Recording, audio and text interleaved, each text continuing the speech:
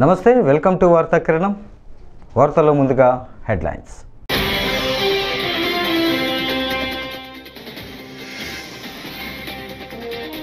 ఇస్రో మరో ఘనత, నిప్పులు చిమ్ముతూ నింగిలోకి దూసుకెళ్లిన SSLV D3.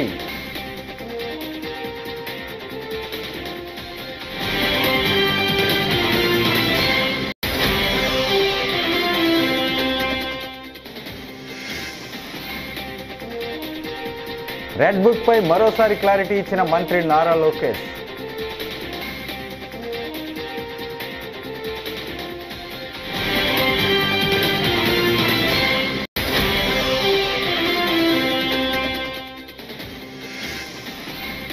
విజయవాడ దుర్గమ్మ ఆలయంలో అమ్మవారు వరలక్ష్మీదేవిగా దర్శనం.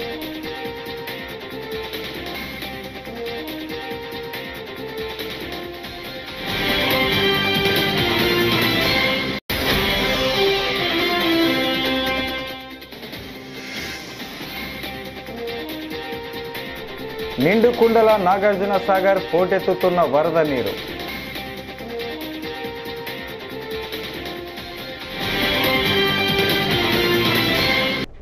ఇక డీటెయిల్స్ చూస్తే SSLV D ప్రయోగం విజయవంతం కావడంపై ఇస్రో చీఫ్ సోమనాథ్ స్పందించారు. అంతా సవ్యంగా జరిగిందని ఆయన హర్షం వ్యక్తం చేశారు. SSLV D3 EOS-08 SSLV D3 EOS-08 చిన్న లిఫ్ట్ లాంచ్ వెహికల్ అని, ఈ మిషన్లో 3వ ప్రయోగమైన ఇది విజయవంతంగా పూర్తయిందని సోమనాథ్ వెల్లడించారు. అంచనాల్లో ఎలాంటి మార్పులు లేకుండా ప్రణాళిక ప్రకారం ఉపగ్రహాన్ని ఖచ్చితమైన కక్షలో ప్రవేశపెట్టిందని ఆయన వివరించారు. పూర్తి స్థాయిలో ట్రాకింగ్ చేసిన తర్వాత తుది కక్ష తెలుస్తోంది. అయితే ప్రస్తుత సంకేతాల ప్రకారం ప్రతిదీ ఖచ్చితంగానే జరుగుతోంది.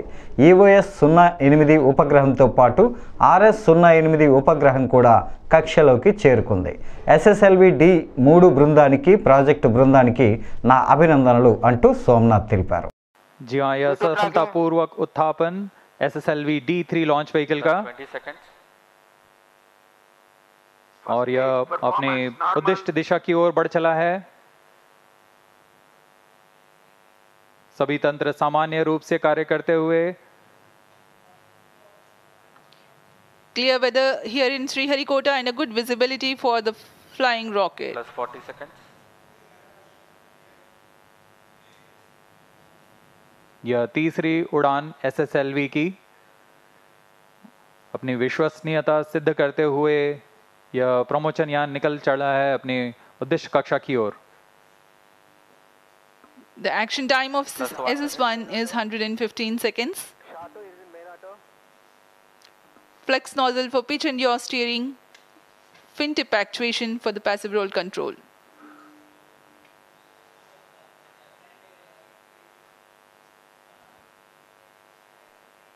First stage performance normal.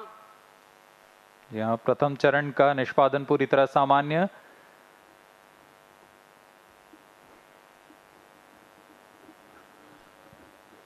इसका कार्यकाल लगभग 115 सेकंड का होगा. इस दौरान यह लगभग 2500 किलोन्यूटन का प्रणोद उत्पन्न करता हुआ यान को दिशा की ओर ले जा रहा है. తాడేపల్లి పరిధి నులకపేటలో ఏర్పాటు చేసిన అన్న క్యాంటీన్ని రాష్ట్ర IT శాఖ మంత్రి నారా లోకేష్ శుక్రవారం ఉదయం ప్రారంభించారు. తొలుత ప్రత్యేక పూజలు నిర్వహించి అనంతరం రిబ్బన్ కత్తిరించి క్యాంటీన్ను ప్రారంభించారు. అనంతరం ఆయన చేతుల మీదుగా పేదలకు అల్పాహారాన్ని అందజేశారు. ఈ సందర్భంగా అన్న క్యాంటీన్లో ఏర్పాటు చేసిన సౌకర్యాలను ATMC కమిషనర్ అలీం బాషా లోకేష్కు వివరించారు.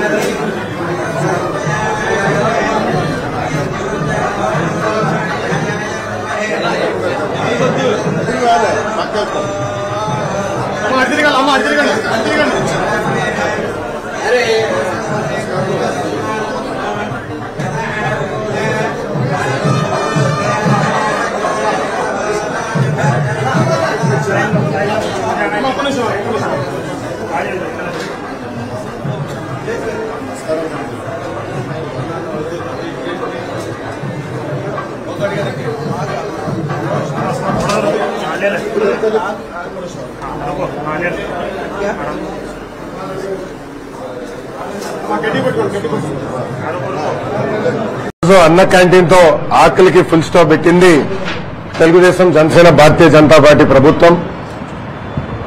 గతంలో చంద్రబాబు నాయుడు గారు విజయవాడ దుర్గమ్మ ఆలయంలో అమ్మవారు శుక్రవారం వరలక్ష్మీదేవిగా దర్శనమిస్తున్నారు. దీంతో ఆలయానికి భక్తులు భారీగా తరలి వస్తున్నారు. భక్తులు అమ్మవారికి గాజులు, కొత్త చీరలు సమర్పిస్తూ ఉన్నారు. కొబ్బరికాయలు కొట్టి మొక్కులు తీర్చుకుంటున్నారు. శ్రావణ మాసంలో ప్రతిరోజు శుభదినమని, శుక్రవారం రోజు అత్యంత భక్తి శ్రద్ధలతో పూజలు చేయటం వల్ల తమ సౌభాగ్యాన్ని అమ్మవారు చల్లగా చూస్తుందని భక్తులు చెబుతున్నారు.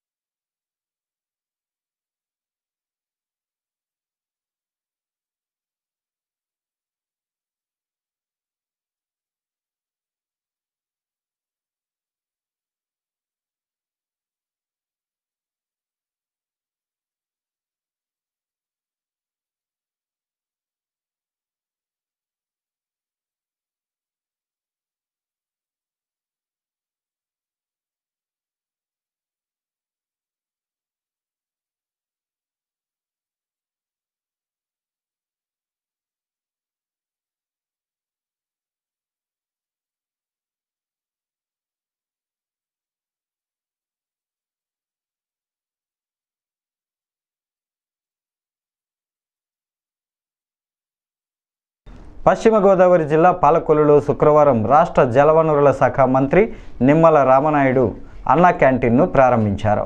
ఈ సందర్భంగా ఆయన మీడియాతో మాట్లాడుతూ జగన్ అధికారంలోకి వచ్చిన వెంటనే దుర్మార్గంగా 5 రూపాయలకే పేదవాడికి అన్నం పెట్టే అన్నా క్యాంటీన్లను మూసివేశాడని, దాతలు ముందుకు వచ్చి నిర్వహిస్తున్న అన్నా క్యాంటీన్లను ఆఫ్ఘనిస్తాన్ తాలిబాన్ల మాదిరిగా జగన్ అడ్డుకున్నాడంటూ మంత్రి వ్యాఖ్యానించారు.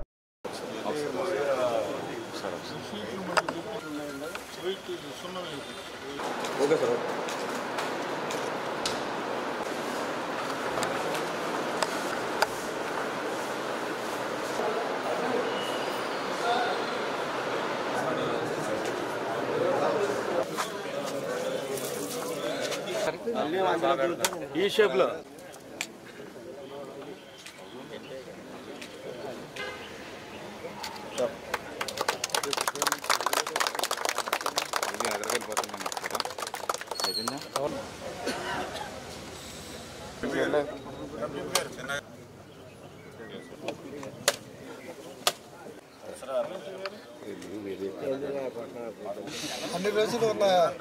పేదవాడికి పట్టెడు అన్నం పెట్టి కడుపు నింపేటువంటి అన్నా క్యాంటీన్ని ఈరోజు ఆంధ్రప్రదేశ్ రాష్ట్ర వ్యాప్తంగా మరి నిన్న చంద్రబాబు నాయుడు గారు ఈరోజు ప్రతి పట్టణ పరిధిలోనూ ప్రారంభించుకోవడం, అందులో భాగంగా మన పాలకొల్లులో కూడా అన్నా క్యాంటీన్ని ఈరోజు ప్రారంభించుకోవడం చాలా సంతోషం, చాలా ఆనందంగా ఉంది. 15 రూపాయలు పెడితే మరి ఆ రోజంతా కూడా పేదవాడు కడుపు నింపేటువంటి ఒక బృహత్తరమైనటువంటి పథకం అన్నా క్యాంటీన్. కానీ దురదృష్టం ఆ రోజు జగన్మోహన్ రెడ్డి అధికారంలోకి వచ్చిన వెనువెంటనే చేసినటువంటిది అక్కడ ఏదైతే ప్రజా వేదికని ఏదైతే కూల్చి విధ్వంసానికి శ్రీకారం చుట్టాడో ఆయన రెండవ విధ్వంసం అన్నా క్యాంటీన్ని రద్దు చేసేయడం. ఎంత దుర్మార్గంగా అంటే ఎగువ నుంచి భారీగా వస్తున్న వరద నీటితో నాగార్జున సాగర్ డ్యాం నిండుకుండలా మారింది. జలాశయంలోని నీటి మట్టం పూర్తి స్థాయికి చేరుకుంది. దీంతో ఎగువ నుంచి వస్తున్న నీటిని అదే స్థాయిలో దిగువకు విడుదల చేస్తున్నారు. డ్యాం 4 క్రస్ట్ గేట్ల ద్వారా అధికారులు నీటిని దిగువకు వదులుతూ ఉన్నారు. ప్రస్తుతం డ్యాం ఇన్ఫ్లో, అవుట్ఫ్లో రెండు 79,528 క్యూసెక్లుగా ఉంది. సాగర్ పూర్తి స్థాయి నీటి మట్టం 590 అడుగులు కాగా ప్రస్తుతం నీటి మట్టం 590 అడుగుల వద్ద కొనసాగుతుంది. పూర్తి స్థాయి నీటి నిల్వ సామర్థ్యం 312.50 టీఎంసీలు కాగా ప్రస్తుత నిల్వ 312 టీఎంసీలుగా ఉంది.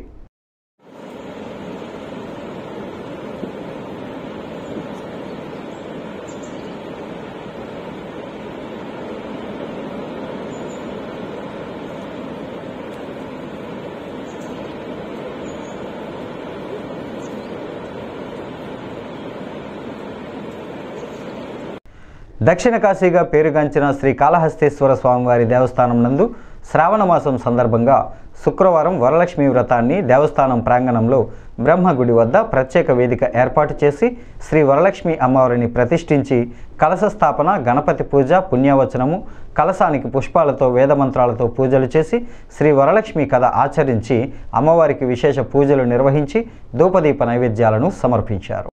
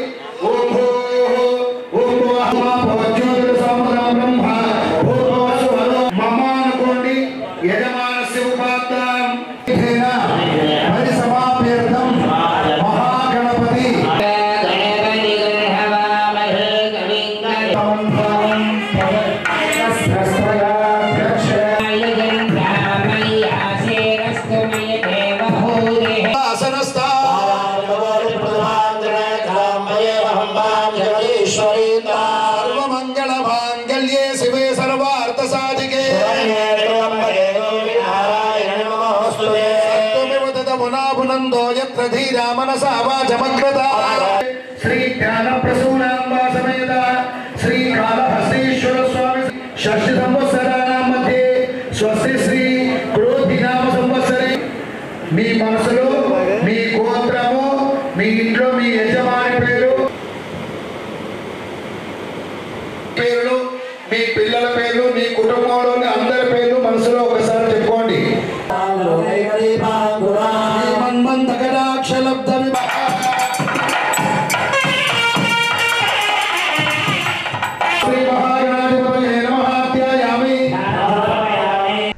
గత 5 ఏళ్ల కాలంలో వ్యవస్థలను నిర్వీర్యం చేసి జగన్మోహన్ రెడ్డి పేదల పొట్టకొట్టారని తణుకు ఎమ్మెల్యే అరిమిల్లి రాధాకృష్ణ ఆరోపించారు. శుక్రవారం తణుకులో అన్నా క్యాంటీన్ ప్రారంభించిన ఆయన పేదల పొట్టకొట్టిన జగన్ అన్న క్యాంటీన్లు మూసివేయటం ఇందుకు నిదర్శనమని అన్నారు. రాబోయే రోజుల్లో అత్తిలి, వేల్పూరు గ్రామాల్లో అన్నా క్యాంటీన్లు ప్రారంభించడానికి సన్నాహకాలు చేస్తున్నట్లు చెప్పారు. వ్యవస్థలను ఏ విధంగా నిర్వీర్యం చేశాడనే దానికి ఆ రోజు అధికారంలోకి వచ్చిన తర్వాత అన్నా క్యాంటీన్లు రద్దు చేసి పేదవాడి కడుపు కొట్టడానికి ఒక ఉదాహరణ అని సందర్భంగా చెప్పొచ్చు. స్వర్గీయ నందమూరి తారక రామారావు గారు ప్రతి పేదవాడు కూడా కడుపు నిండా భోజనం చేయాలి అనే ఆలోచనతో అనేక పథకాలు ప్రవేశపెట్టి ఆయన ఆశయాలకు అనుగుణంగా చంద్రబాబు నాయుడు గారు అన్నా క్యాంటీన్లు ప్రారంభించి 5 రూపాయలకే ప్రతి పేదవాడికి, కార్మికులకు, కర్షకులకు భోజనం పెట్టడం ప్రారంభించి ఆ రోజు రాష్ట్ర వ్యాప్తంగా అనేక అన్నా క్యాంటీన్లు ప్రారంభించడం జరిగింది. వైఎస్ఆర్ కాంగ్రెస్ పార్టీ అధికారంలోకి వచ్చిన తర్వాత దుర్మార్గంగా అన్నా క్యాంటీన్లన్నీ రద్దు చేసి పేదవాడి కడుపు కొట్టినటువంటి పరిస్థితి మనందరం కూడా చూసాం. ఈరోజు అటువంటి పరిస్థితి నుంచి ప్రతి పేదవాడి కడుపు నింపాలనే ఆలోచనతో స్వర్గీయ నందమూరి తారక రామారావు గారి ఆలోచనకు అనుగుణంగా మరలా ఈరోజు అన్నా క్యాంటీన్లు పునఃప్రారంభించడం జరుగుతుంది. రాష్ట్ర వ్యాప్తంగా నిన్న చంద్రబాబు నాయుడు గారి చేతుల మీదుగా గుడివాడలో మొదటి అన్నా క్యాంటీన్ ప్రారంభించి ఈరోజు రాష్ట్ర వ్యాప్తంగా 99 అన్నా క్యాంటీన్లు ప్రారంభించడం జరుగుతుంది. అలాగే సెప్టెంబర్ నెలాఖరికి మరొక 80 అన్నా క్యాంటీన్ని ప్రారంభించడం జరుగుతుంది. అన్నా క్యాంటీన్లో ఉదయం బ్రేక్ఫాస్ట్, మధ్యాహ్నం భోజనం, సాయంత్రం భోజనం దాదాపు 350 మందికి వచ్చే విధంగా ప్రతి పూట కూడా 5 రూపాయలకే పేదవాడి కడుపు నింపే విధంగా ఈ అన్నా క్యాంటీన్ని ఎన్నికల అనంతరం నూజివీడు నియోజకవర్గం అన్ని గ్రామాల్లో మట్టి, ఇసుక అక్రమ రవాణా విచ్చలవిడిగా సాగుతోందని నూజివీడు మాజీ ఎమ్మెల్యే మేక వెంకట ప్రతాప్ అప్పారావు విమర్శించారు. గురువారం నూజివీడు వైసీపీ పార్టీ నియోజకవర్గ కార్యాలయంలో మీడియాతో మాట్లాడారు. ఈ సంగతి పోలీసు, రెవెన్యూ అధికారులు అందరికీ తెలుసునని మాజీ ఎమ్మెల్యే ఆరోపించారు. ముసునూరు మండలం సూరేపల్లిలో పేదలకు మట్టి తోలుతుంటే అధికారులు దాడి చేశారని అన్నారు. ఇవాళ నూజివీడు నియోజకవర్గంలో 4 మండలాల్లో కూడా గత ఎన్నికల అయిపోయిన తర్వాత నుంచి విపరీతంగా ఏంటంటే మట్టి, ఇసుక అక్రమంగా తవ్వి మరి దాన్ని ఏంటంటే కొంతవరకు ట్రాన్స్పోర్ట్ చేసి కొంత లోకల్గా దాన్ని ఏమో ఉపయోగిస్తూ మొత్తం అనేక విధాలుగా ఎలక్షన్ అయిపోయిన కాడి నుంచి కూడా విచ్చలవిడిగా అయిపోయింది నూజివీడు. అది అందరికీ తెలిసిన విషయం. అది ఎంఆర్ఓలకు తెలుసు, అదేవిధంగానేమో పోలీస్ డిపార్ట్మెంట్కి తెలుసు, అందరికీ తెలుసు. ఇటువంటి పరిస్థితిలో నిన్న ఏం జరిగిందంటే ఒక పేద అమ్మాయి వితంతు సూర్యపల్లి అనే గ్రామంలో ఆ అమ్మాయికి ఎవరు లేనటువంటి పక్షంలో ఎవరు లేరు వాళ్ళకి. అటువంటి పరిస్థితిలో వాళ్ళకి ఒక 4 ట్రిప్పులు 5 ట్రిప్పులు ఏంటంటే నీరు వాళ్ళకి ఏంటంటే ముందు ఇంట్లోకి రావడానికి వీళ్ళైనటువంటి పరిస్థితిలో దానికి తోలడం జరిగితే తెలుగుదేశం నాయకులు రిపోర్ట్ ఇచ్చారని చెప్పి కూటమి ప్రభుత్వం ఏర్పడిన తర్వాత హత్యలు, దాడులు పెరిగిపోతున్నాయని నరసరావుపేట మాజీ ఎమ్మెల్యే గోపిరెడ్డి శ్రీనివాసరెడ్డి అన్నారు. శుక్రవారం ఆయన మాట్లాడుతూ రొంపిచెరలలో ఉద్యోగిపై బెదిరింపులు, ఒత్తిడులు తేవడం వల్ల పురుగుల మందు తాగి ఆత్మహత్య యత్నానికి పాల్పడ్డారని అన్నారు. ఉద్యోగులు, వైసీపీ నాయకులు, కార్యకర్తలపై జరుగుతున్న దాడులు ఆపాలని ఆయన డిమాండ్ చేశారు.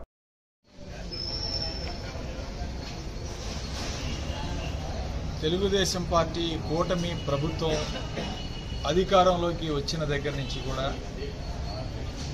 వీళ్ళ యొక్క దురాగతాలు, వీళ్ళ యొక్క దారుణాలు రోజు రోజుకి కూడా పెరిగిపోతుంది. 3 నెలలు అయింది కదా, ఇంకా ఏమైనా పరిస్థితులు మారుతాయేమో, వీళ్ళ మనసుల్లో మార్పు వస్తుందేమో అని చూస్తూ ఉంటే ఏమాత్రం మార్పు రాకుండా ఈరోజు అన్నవరం సొసైటీ, నర్సరావుపేట నియోజకవర్గం, రొంపిచెర్ల మండలం అన్నవరం ప్రాథమిక సొసైటీ, ప్రాథమిక సహకార సంఘం PACSలో గుమస్తాగా పనిచేస్తున్నాడు ఓరుగంటి శ్రీనివాసరెడ్డి అనే వ్యక్తి. ఈయన నలగార్లపాడు గ్రామానికి చెందిన వ్యక్తి. ఈయన ఒక చిన్న గుమస్తాగా ఈ యొక్క సొసైటీలో గత 5 సంవత్సరాల నుంచి కూడా పనిచేస్తున్నాడు. 2019 నుంచి.